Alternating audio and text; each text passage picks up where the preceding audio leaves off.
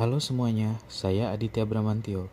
Hari ini saya akan membahas topik yang sangat lekat dengan keseharian kita, yaitu identifikasi karakteristik guna lahan dan kegiatan dengan fokus di Kota Bandung. Menurut Doxiadis, kota berkembang lewat dua cara. Pertama, pertumbuhan, yang sifatnya sekedar meluas secara fisik. Kedua, transformasi, yaitu ketika sebuah kawasan berubah wujud dan fungsi ruangnya seiring berjalannya waktu. Transformasi ini tidak terjadi tiba-tiba. Awalnya ada penetrasi, di mana satu fungsi baru, misalnya toko, nekat masuk ke area perumahan.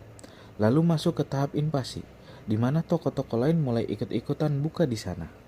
Lama-kelamaan masuk tahap dominasi. Rumah warga mulai tergusur oleh fungsi komersial. Puncaknya adalah suksesi. Ketika seluruh blok yang tadinya perumahan 100% berubah wujud menjadi pusat bisnis atau pertokoan. Lalu, apa masalahnya? Seringkali, perubahan yang dilakukan oleh masyarakat ini tidak sesuai dengan rencana tata ruang kota yang sudah dibuat pemerintah. Pembangunan berjalan sporadis dan melanggar zona aturan. Dampak ketidaksesuaian ini luar biasa. Kehidupan sosial budaya warga asli terganggu. Kualitas ekologi menurun karena ruang terbuka hijau hilang. Dan struktur ekonomi kota bisa berubah drastis secara tidak terkendali.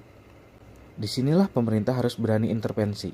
Penataan tata ruang bukan cuma soal mempercantik kota, tapi memastikan pergerakan masyarakat efisien dan manfaat sosial atau social benefit bisa dirasakan secara maksimal.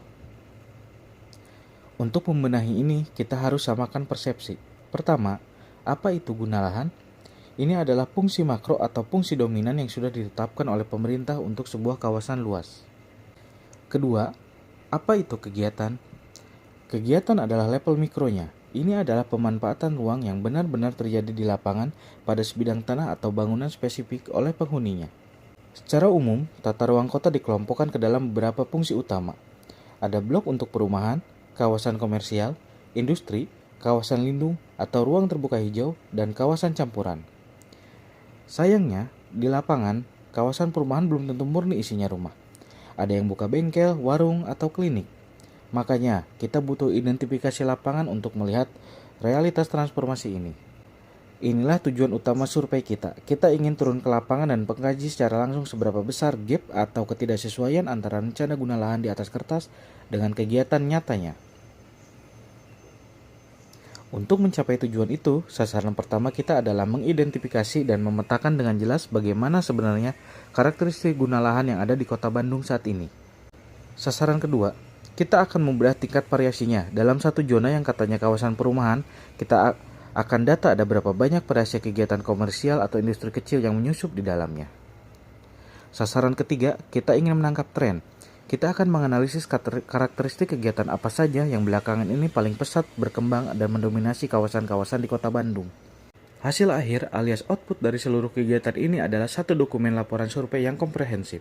Laporan ini nantinya sudah siap pakai untuk mendukung tahapan perencanaan kota selanjutnya.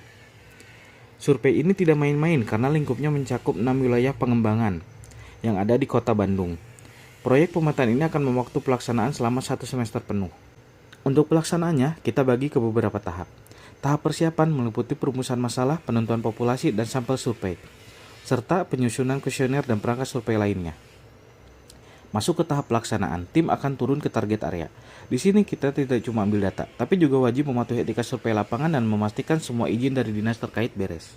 Terakhir adalah manajemen pasca survei. Kita akan mengolah dan menampilkan data, melakukan interpretasi tren, serta mengevaluasi kembali organisasi tim dan serapan biaya. Terima kasih, sekian presentasi dari saya, semoga bermanfaat.